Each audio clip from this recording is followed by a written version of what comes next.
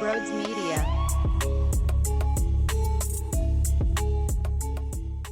Another victory. It matters. Okay, I know it gets rough and it gets ugly and you want to rip your hair out every single offensive drive. But these wins matter when you are looking at what the Rams are doing, when you're looking at the top of the NFC. And here's why this one feels different than, let's say, the Green Bay game or any of these games that are irritating. We always ask, is this sustainable? We always wonder if they just get lucky each week or if there's something you can really sink your teeth into when it comes to the way they play. The reality is, this defense is a juggernaut. This is a Super Bowl championship caliber defense. And it's something that can consistently show up week in and week out. Green Bay couldn't do a damn thing against you. And now you have Jared Goff looking like Shedeur Sanders. And there's a lot of great talent out there for the Lions.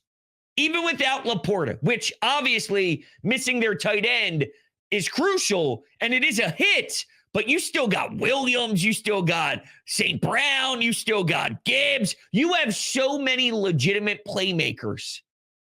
But instead, Jordan Davis is batting balls at the line of scrimmage consistently. Cooper DeJean is reaching out and getting the interception. I saw Nakobe Dean. Oh, my God.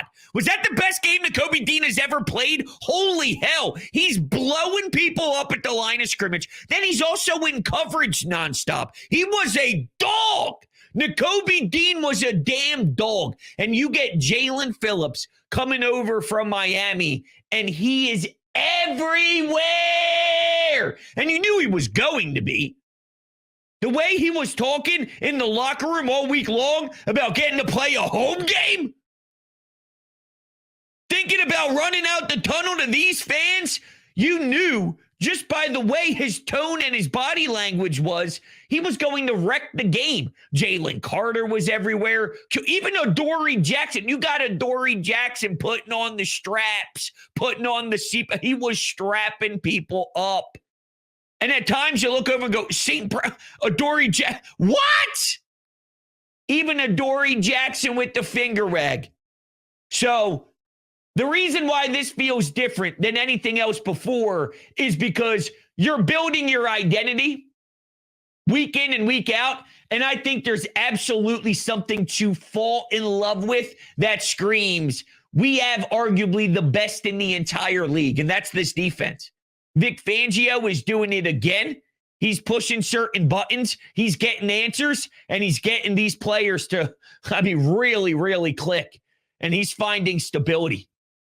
And that wasn't necessarily the case early on, but over time, they've adapted and they really became something strong. This is a championship caliber defense.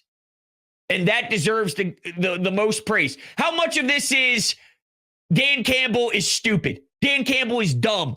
I despised the fake punt when the Eagles had their actual defense on the field. That was just being brain dead. Some of those fourth down calls, though, there were wide open plays. In the red zone, when they were about the 4 or 5, they had someone wide open underneath. Instead, he forces something at the back of the end zone. But Jared Goff was shook. Jared Goff knew every single time the ball was getting into his hands, here comes Jalen Carter. He's getting forced down with the hold, and now it opens up late. Jalix Hunt and Jalen Phillips are literally chopping his body in half at the same time. Someone goes for his chest and his nipples. The other goes for his balls and down low, and he's just ripping his body into pieces. That's what he was feeling all night long. So there were wide open plays all over the football field. But when you're constantly getting pressure, when you're constantly in your face, even when there's these wide open plays, they can't execute. They can't execute. And I am aware that this game at the end had a very controversial call, and it was bogus. There's no way in hell you called that flag. That was egregious. That was not a DPI. With that said, though, I don't want to hear it from any of these Lions people as if all of a sudden, after getting absolutely locked up in jail for the entirety of the game that this team was just going to automatically go run the field. Their only legitimate, consistent offense was basically Gibbs ripping through the field. I guess the Williams touchdown was a nice one. There was that back-to-back boom, boom in 2 plays. They went 74 yards, which at the time, the Eagles had 71 yards of their own. And just like that, in a blink of an eye, you're getting out-yarded. So, I mean, there was that Williams touchdown, but I'm just saying, like, for the most part there, it was about their running back just getting a play here and there and whatnot, but they weren't really putting anything together. By no means should Lions fans feel like this was where the game was lost. The game was lost because Dan Campbell and the offense couldn't execute on 3rd and 4th downs because the Eagles' defense is a machine, because the Eagles' defense is serious, because the Eagles' defense is a championship caliber defense. And that's the damn truth. Reed throwing a big hit in the red zone, and that helped out big time when the Lions were going through one of their 4th down sequences. Come on, man. Come on. Now let's get to the ugly, though. Let's get to the ugly. I thought Jalen Hurts in back-to-back games looked off. He looked off in Green Bay. He did not have a good game today. He made a couple of nice throws. What I want is the Jalen Hurts that was in the end zone. He escaped to his right and threw a beauty of a pass to Jahan Dotson towards the right side of the field. That's the Jalen Hurts I'm obsessed with.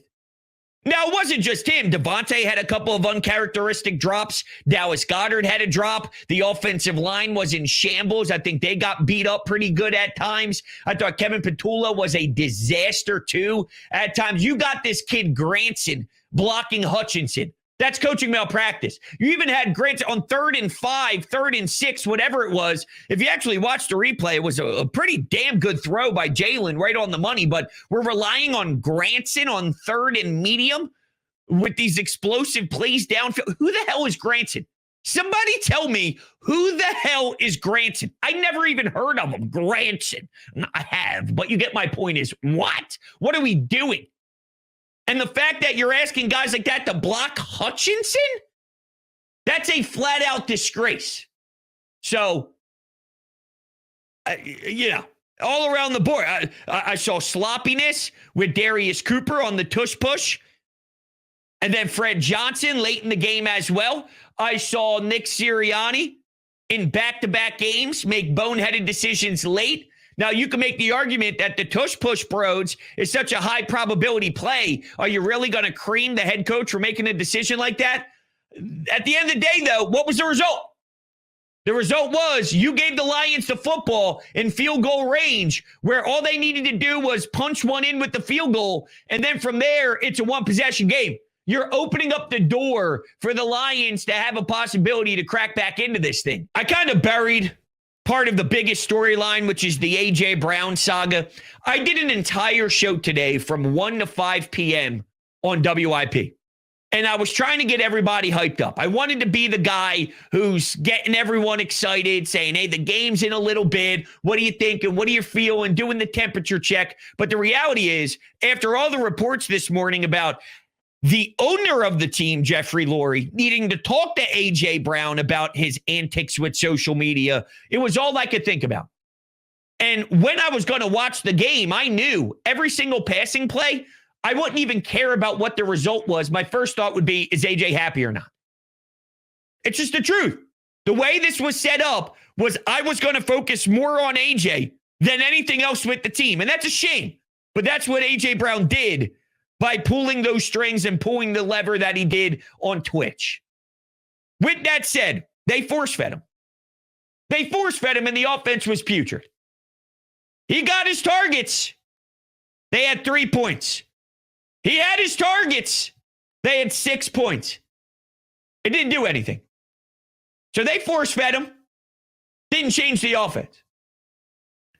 So I'm actually a little disappointed that the coaching staff and Jalen actually fell for the nonsense of having to try and do things. They tried to get cute with it, right? They tried to give him the ball and use him in a way of like a screen. AJ, let's use him to his strengths. But here's the issue.